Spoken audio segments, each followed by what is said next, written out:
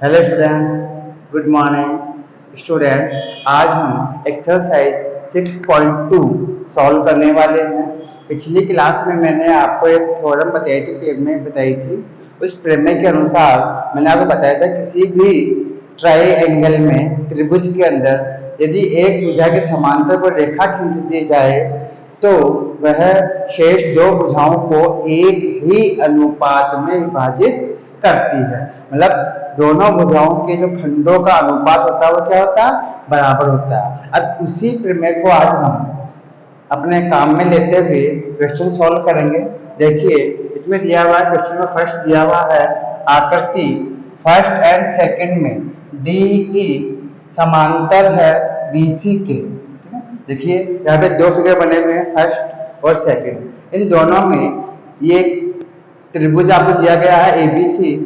ठीक है, ट्रायंगल दिया हुआ, इसमें बीसी भुजा के समांतर इसके पैरेलल एक रेखा खींची गई है डीई। इसी प्रकार इसमें भी बीसी भुजा के समांतर एक रेखा खींची गई है डीई। ठीक है, तो यही आपको दिया हुआ आकृति फर्स्ट और सेकंड में डीई समांतर है बीसी के। मतलब ये दोनों भुजाएं भी समांतर है और ये दोनों भुजाएं भी समांतर है, मतलब पैरेलल है। ठीक है, अब फर्स्ट में तो आपको क्या ज्ञात करना है, फर्स्ट जो फिगर है उसमें तो आपको ज्ञात करना है ईसी भुजा, ई से लेके सी तक की। ठीक है, ये वाला खंड आपको ज्ञात करना है। और जो सेकंड फिगर है उसके अंदर आपको ए से लेके डी तक का मान ज्ञात करना है। ए से लेके डी तक की वैल्यू आपको ज्ञात करनी है। ठीक है, अब देखिए पहले हम करते हैं फर्स्ट क्वेश्चन सॉल्व करते हैं, यहां कर लेते हैं। ठीक है, अब देखिए फर्स्ट आपके जो त्रिभुज दिया हुआ उसका नाम क्या है, ए बी सी। देखेंगे त्रिभुज ए बी सी, त्रिभुज ए बी सी में, ठीक है, इस त्रिभुज के अंदर आपको ये ज्ञात है कि बीसी भुजा के समांतर डीई रेखा खींची गई है। देखेंगे इसमें डीई समांतर है किसके, बीसी के। ठीक है, दोनों भुजाएं समांतर है, इसलिए ये जो समांतर वाली रेखा है ये इन दोनों भुजाओं को एक ही अनुपात में विभाजित करेगी। मतलब इन दोनों भुजाओं के खंडों का अनुपात क्या होगा, बराबर होगा। अतः आधारभूत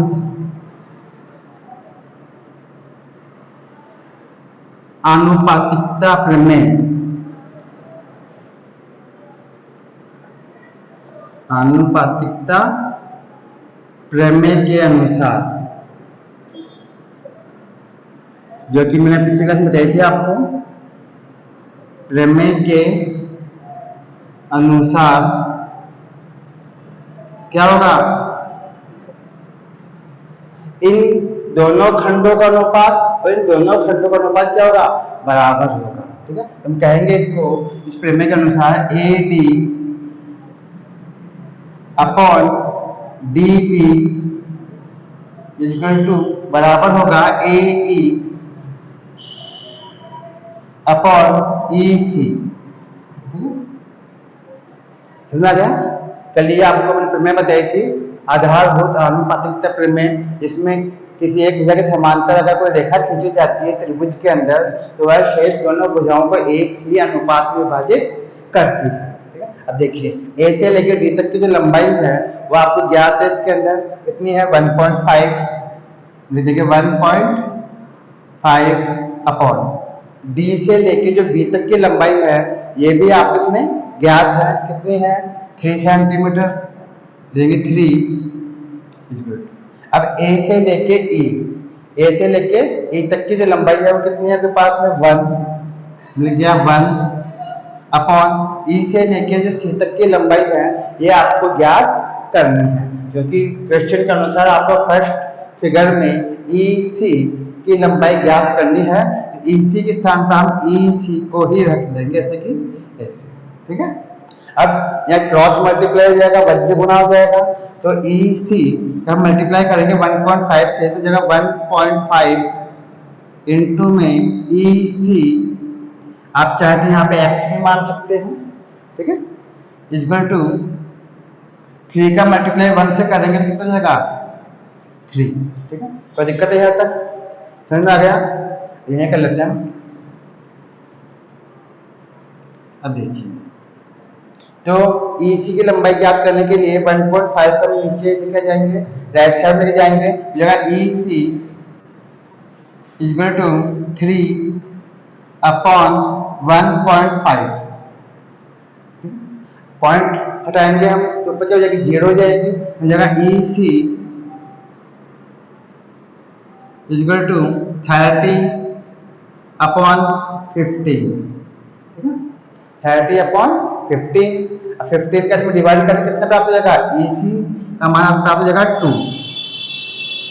सॉरी, EC इक्वल टू गया 2 सेंटीमीटर। ये आपके इस तरह से आंसर प्राप्त हो गया। समझ में आया कुछ?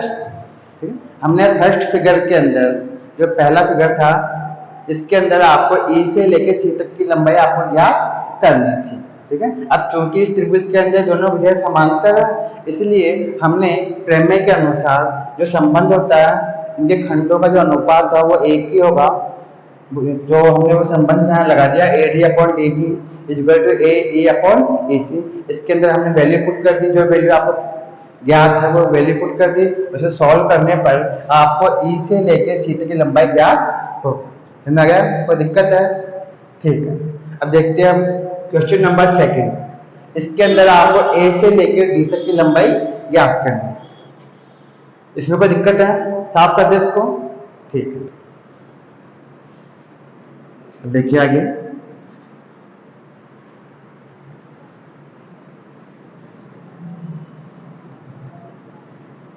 अब हम सेकंड वाले पे आते हैं, इसको हम सॉल्व करते हैं। फर्स्ट वाला हमने सॉल्व कर लिया। अब देखिए सेकंड वाले, इसको देखते हैं। इसमें भी क्या है, DE समांतर है BC के। ठीक है, इन दोनों भुजाओं के बीच का अंतर समान है, मतलब पैरेलल है। देखेंगे त्रिभुज ABC सेकंड कर रहे हैं हम। अब त्रिभुज ABC में DE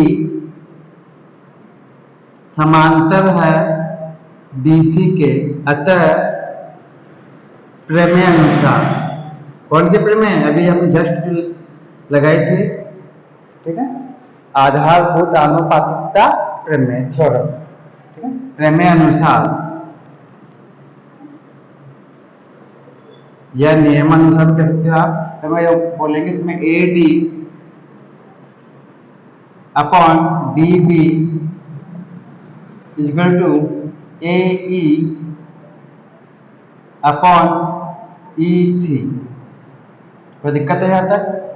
सिर्फ यही संबंध होगा, मतलब इन दोनों खंडों का अनुपात और इन दोनों खंडों का अनुपात क्या होगा, बराबर होगा। ठीक है, यही आपके प्रमेय है। तो हम लिखा है AD, तो A से लेकर D तक की आपको लंबाई ज्ञात है क्या? हम कहेंगे हमें ज्ञात करनी है, क्योंकि सेकंड क्वेश्चन में आपको AD ही ज्ञात करना है।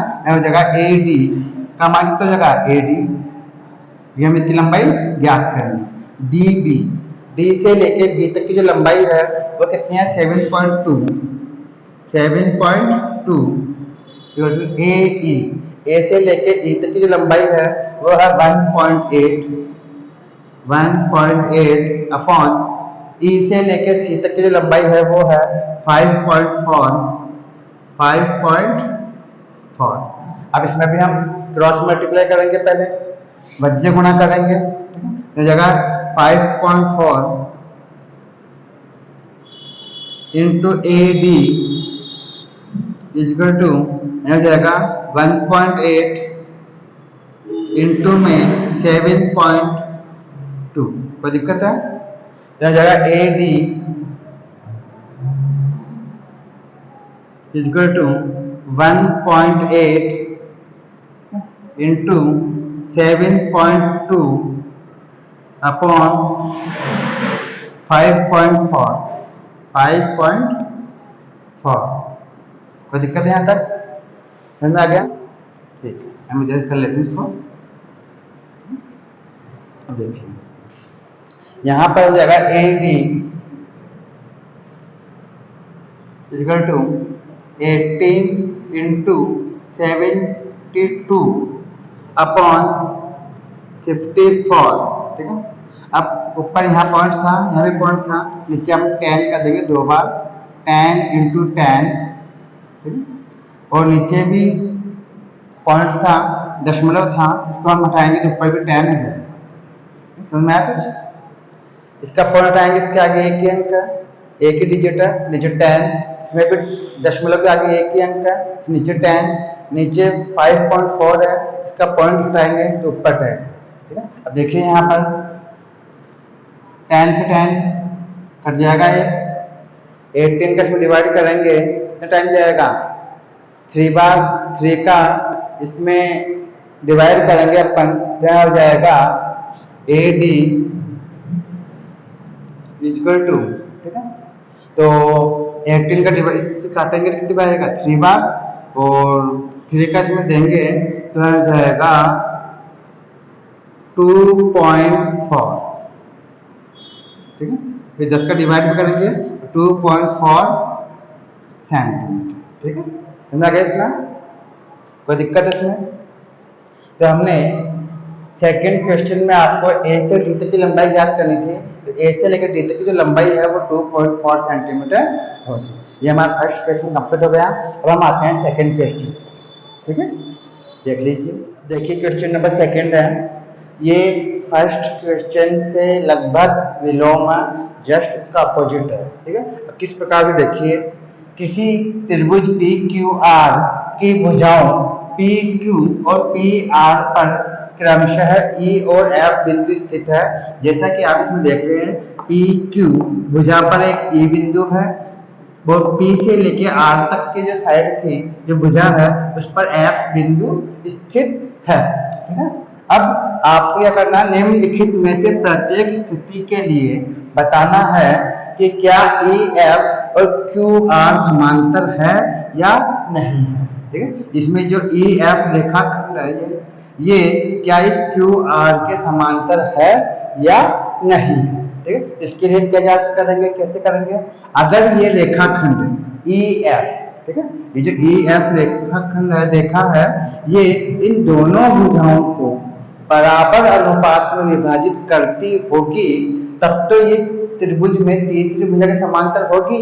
और अगर ये EF रेखा इन दोनों भुजाओं को एक ही अनुपात में विभाजित नहीं करेगी, तो हम मना कर देंगे, साथ ही इसके समांतर नहीं है।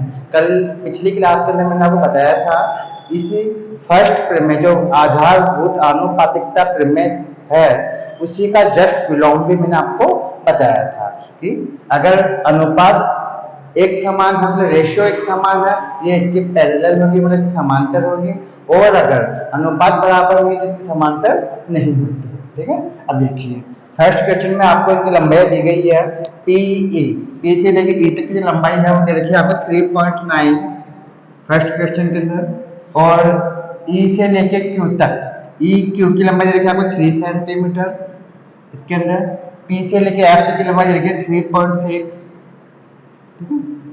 और F से लेके R तक की लंबाई है वो है 2.4। ठीक है, इस R को नीचे कर लेते हैं, यहाँ पर ये 2.4। ठीक है, अब आपको जांच करनी है। देखिए, अब पहले हम क्या काम करेंगे, ये जो पहली भुजा है, ठीक है, इस पहली भुजा के दोनों खंडों का हम अनुपात ज्ञात करेंगे कि पहली भुजा के दोनों खंडों का अनुपात क्या है। फिर हम दूसरी भुजा के इन दोनों खंडों का अनुपात ज्ञात करेंगे, और अगर दोनों अनुपात सेम आ जाते हैं, एक जैसे आ जाते हैं, तो हम कह देंगे साहब ये इसके समांतर है। ठीक है, अब देखिए कैसे करेंगे, पहले लिखेंगे PE, ठीक है, अपॉन EQ, P से लेके E तक और E से लेके Q तक, इन दोनों खंडों का अनुपात हम ज्ञात करते हैं पहले। ठीक है, तो P से E तक का मान कितना 3.9 अपॉन E से लेके Q तक की जो वैल्यू कितनी है 3। ठीक है, अब जस्ट आगे कर लेते हैं हम, यहीं पर यहाँ पॉइंट है, इसको हम हटाएंगे तो कितना जाएगा 0, हो जाएगा 39 अपॉन 30। अब दोनों डिवाइड हो जाएगी 3 से, तो 3 से डिवाइड करेंगे तो हो जाएगा 30/10। ठीक है, ये आपके इस तरह से फर्स्ट समीकरण एक तरह से बन गया। ठीक है, पी ई अपॉन जो ई क्यू है उसकी वैल्यू आपको प्राप्त हो गई 13/10। इससे ज्यादा इसको सरल हम कर नहीं सकते। ठीक है, तो ये अनुपात हो गया 13/10 के अनुपात में। अब हम लिखेंगे पी एफ। ठीक है, P F upon F R. अब इन दोनों खंडों का अनुपात हम देखेंगे तो P F upon F R equal to P से लेके एफ तक की लंबाई कितनी है 3.6 अपॉन एफ से लेके आर तक की लंबाई कितनी है 2.4। ठीक है, यहाँ ऊपर भी पॉइंट लगा हुआ नीचे भी पॉइंट लगा हुआ। ऊपर वाले पॉइंट को उठाएंगे नीचे 10 हो जाएगा और नीचे वाले पॉइंट को उठाएंगे ऊपर भी 10 हो जाएगा। इसको हम इसे कह सकते हैं 36 इंटू 10 और नीचे 24 इंटू में 10। ये सब मैं इसलिए कर रहा हूँ ताकि आप आसानी समझ में आ जाए। ठीक है, देखो 10 से 10 कट जाएगा और इन दोनों के अंदर इसका डिवाइड हो जाएगा 2। ये इक्वेशन नंबर 2 हो गई। अब आप देखिए समीकरण नंबर फर्स्ट मतलब फर्स्ट इक्वेशन और समीकरण नंबर सेकंड, इन दोनों से ये जो रेशियो जो अनुपात है वो एक समान है या नहीं है। तो हम कहेंगे यहाँ पर जो इनका रेशियो है P E upon E Q का और P F upon F are का ये अलग अलग है। ठीक है, तो समझ में आ गया आपको? कोई दिक्कत है? ठीक है, साफ कर दो इसको। ठीक, समीकरण फर्स्ट व 2 सेकंड से P E upon E Q not equal to. ठीक है, यहाँ पे ये बराबर नहीं है। ठीक है, तो मैंने पहले इक्वल टू का साइन लगाया तो इसको काट दिया, तो मतलब ये बराबर नहीं है किसके P F upon F are. ठीक है, आपको मैंने पिछले प्रमेय बताई थी जस्ट उसके विलोम। ठीक है, प्रमेय अनुसार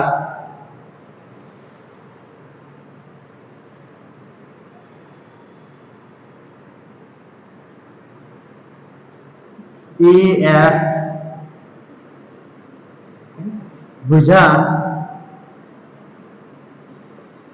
क्यू आर के समांतर नहीं है, समांतर नहीं है। ठीक है, ये आपके फर्स्ट क्वेश्चन सॉल्व हो गया। कोई दिक्कत है यहाँ तक आपको? समझ में आ गया? ठीक है, अब हम आते हैं सेकंड क्वेश्चन पर। यहाँ पर ई एफ और क्यू आर आपस में समांतर नहीं है क्योंकि इस भुजा के दोनों खंडों का जो अनुपात है वो आपको प्राप्त हुआ 13/10, जबकि जो दूसरी भुजा थी उसके दोनों खंडों का जो अनुपात आपको प्राप्त हुआ वो हुआ 3/2। ठीक है, तो ये दोनों मतलब भुजाओं के खंडों का जो अनुपात है वह इक्वल नहीं है, एक समान नहीं है। इसलिए हम कहेंगे कि ए एफ और क्यू आर आपस में समांतर नहीं है, मतलब ये पैरेलल नहीं है। ठीक है, अब हम सेकेंड क्वेश्चन पे आ जाते हैं। ये क्वेश्चन नंबर सेकंड है, इसमें पी से लेके जो ई तक की लंबाई है वो तो है 4 सेंटीमीटर। पी से लेके एफ तक की जो लंबाई है वो आपकी 8 सेंटीमीटर है।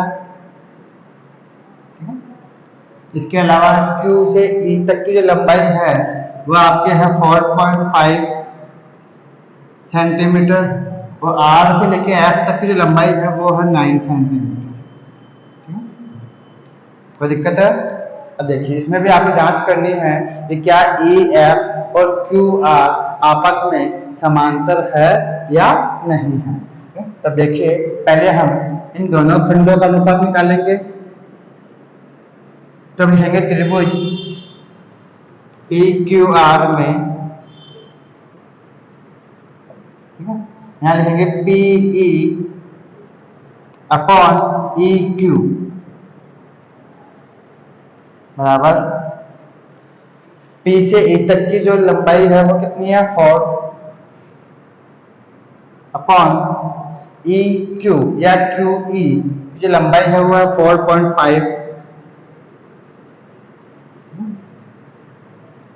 अब यहाँ पे पॉइंट दिया हुआ, इसको हम हटाएंगे तो ऊपर क्या हो जाएगा, 10 हो जाएगा, 0 जाएगी, हो जाएगा 40 अपॉन 45।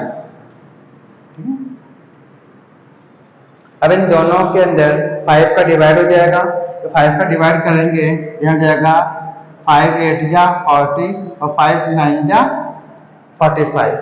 ठीक है, तो 8/9 ये आपको रेशियो प्राप्त हो गया, अनुपात प्राप्त हो गया P E upon E Q का। ठीक है, जल्दी देंगे फर्स्ट नंबर। ठीक है, इक्वेशन नंबर फर्स्ट। अब देखिए P F upon F are, P से लेके एफ तक की जो लंबाई है वो कितनी है 8 सेंटीमीटर, यहाँ 8 अपॉन एफ से लेके आर तक की लंबाई है वो कितनी है 9 सेंटीमीटर। ठीक है, इन दोनों को आप और काट नहीं सकते क्योंकि 8 और 9 किसी भी संख्या से डिवाइड नहीं होंगे, इसका हम ये मान लेते हैं सेकंड नंबर। अब समीकरण नंबर फर्स्ट और सेकंड को अगर आप ध्यान से देखेंगे तो यहाँ पर 8/9 आ रहा फर्स्ट में, यहाँ भी 8/9 आ रहा, तो लिखेंगे समीकरण, निकल लेता हूँ,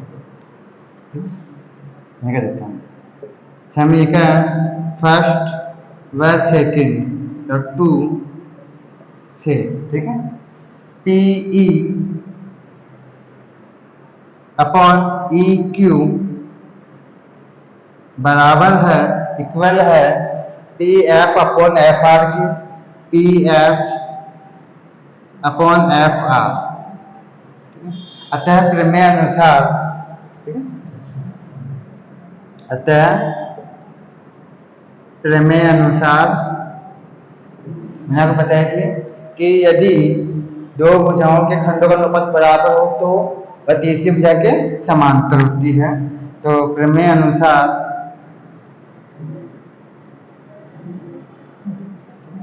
ई एफ समांतर है क्यू आर। ठीक है, यहाँ पर ई एफ और क्यू आर भुजा आपस में समांतर होगी क्योंकि इन दोनों खंडों का अनुपात, इन दोनों खंडों का अनुपात क्या बराबर है। समझ आ गया? ठीक, अब हम आते हैं क्वेश्चन नंबर 3 पर। अब देखिए क्वेश्चन नंबर दूसरे का एक थर्ड क्वेश्चन है, इसमें भी आपको जांच करनी है कि क्या ई एफ और क्यू आर आपस में समांतर है या नहीं। ठीक है, अब देखिए इसमें आपको P से लेके Q तक की लंबाई दी हुई है, पी क्यू का अर्थ है P से लेके Q तक की जो पूरी भुजा है ये इसमें आपको ज्ञात है। एक कंप्लीट भुजा P से लेके Q तक की लंबाई आपने रखी है 1.28 सेंटीमीटर। ठीक है, इसके अलावा P से लेके R तक ये जो पूरी भुजा है इधर, ठीक है, कंप्लीट जो भुजा है ये आपको दे रखी है 2.56 सेंटीमीटर। अच्छा, इसके अलावा P से लेके E तक की जो लंबाई है वो आपको दे रखी है 0.18 सेंटीमीटर। ठीक है, और P से लेके F तक की लंबाई है वो दे रखी है आपको 0.36। देखिए इसके अंदर आपको E से लेके Q तक की लंबाई आपको ज्ञात नहीं है, इसी प्रकार इस भुजा में F से लेकर R तक की जो लंबाई है वो भी आपको ज्ञात नहीं है। तो हम क्या काम करेंगे, इन दोनों भुजाओं को समांतर सिद्ध करने के लिए हमें इन खंडों का मान पता होना चाहिए कि फर्स्ट जो पहला खंड है इसकी लंबाई कितनी है, दूसरा खंड है इसकी लंबाई कितनी है, पी से एफ तक की लंबाई कितनी है और एफ से लेकर आर की लंबाई कितनी है। तो हम पहले इन नीचे वाली लंबाई को हम ज्ञात करेंगे। देखिए लिखेंगे, अब देखिए इसमें लिखेंगे ई क्यू, ई से क्यू तक की जो लंबाई है तो कैसे ज्ञात करेंगे हम कहेंगे पी क्यू, पी से लेके जो क्यू तक की लंबाई है पूरी लंबाई जो है P Q minus P E. अगर पी क्यू में से पी ई को घटा दिया जाए, लेस कर दिया जाए, इस पूरी लंबाई में से अगर इस ऊपर वाले भाग, ऊपर वाली लंबाई को अगर माइनस कर दिया जाए तो आपको नीचे वाली लंबाई ज्ञात हो जाएगी। तो पी से लेके क्यू तक की जो लंबाई है पूरी लंबाई वो कितनी है आपके पास पी क्यू, पी से लेके क्यू तक मतलब पूरी भुजा कितनी है 1.28 माइनस, अब पी से लेके ई तक की जो लंबाई है, जो ऊपर वाले हिस्से की जो लंबाई है वो कितनी है 0.18। इन दोनों में क्या करेंगे माइनस करेंगे तो आपको प्राप्त हो जाएगा E Q equal to 1.10 centimetre. ठीक है, ये लंबाई कितनी आ गई आपके पास 1.10। ठीक है, अब इसी प्रकार, ठीक है, इसी प्रकार से जो दूसरी भुजा है पी आर, इसमें भी हम नीचे वाला खंड जो है एफ आर इसको हम ज्ञात करेंगे। इसमें लिखेंगे इसी प्रकार एफ आर बराबर होगा किसके पी आर माइनस, ठीक है, पी एफ। अगर हम पी आर जो पूरी भुजा है उसमें से ऊपर वाले भाग को, ऊपर वाले खंड को अगर माइनस कर दें अब नीचे वाले खंड की लंबाई ज्ञात हो जाएगी। हम लिखेंगे यहाँ पे एफ आर इक्वल टू पूरे भुजा की लंबाई कितनी है यहाँ पे 2.56 माइनस, अब पी से एफ तक की लंबाई कितनी है 0.36। ठीक है, तो यहाँ जाएगा, यहाँ कर लेते हैं, तो यहाँ जाएगा एफ आर इक्वल टू, इसमें आप माइनस करोगे कितना बचेगा 2.20। ठीक है, सेंटीमीटर।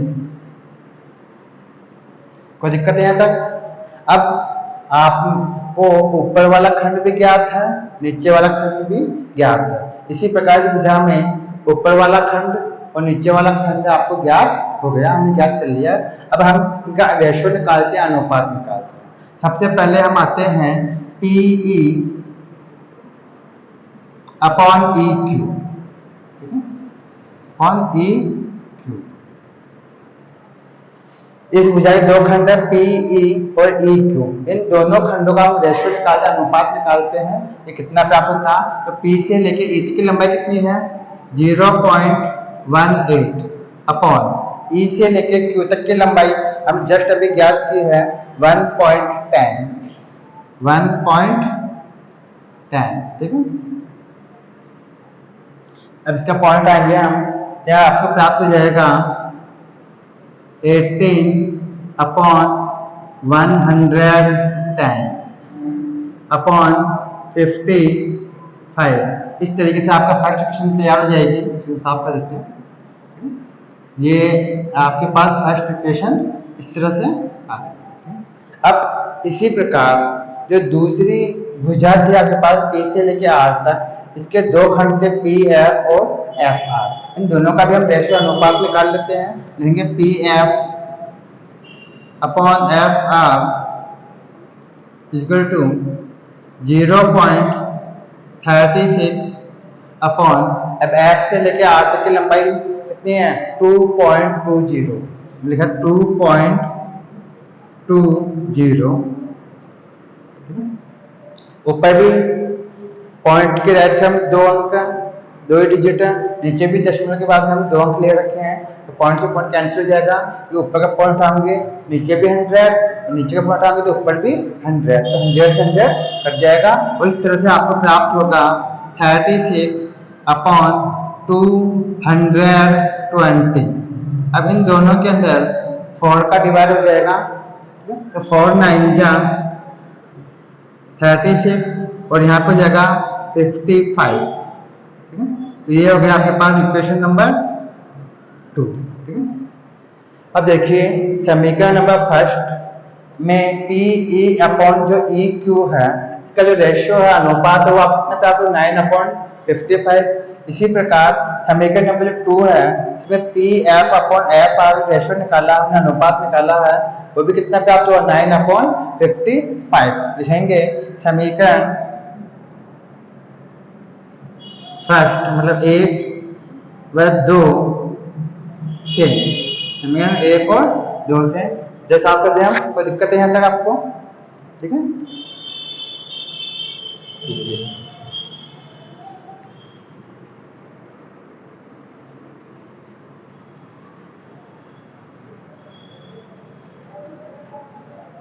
एक व 2 से स्पष्ट है कि PE अपॉन EQ का जो अनुपात है वो बराबर है, इक्वल है PF अपॉन FR के। ठीक है, देखो फर्स्ट के अंदर भी 9/55, सेकंड में भी 9/55 प्राप्त हो रहा, तो ये दोनों अनुपात के आपस में बराबर है। जब अनुपात बराबर है तो हम कह सकते हैं प्रमेय के अनुसार तो कि EF समांतर होगी QR के। अतः प्रमेय अनुसार, थ्योरम के अकॉर्डिंग, प्रमेय अनुसार EF समांतर है QR के। हैंड्स प्रूफ, ये आपको सिद्ध करना है। समझ में आ गया स्टूडेंट्स?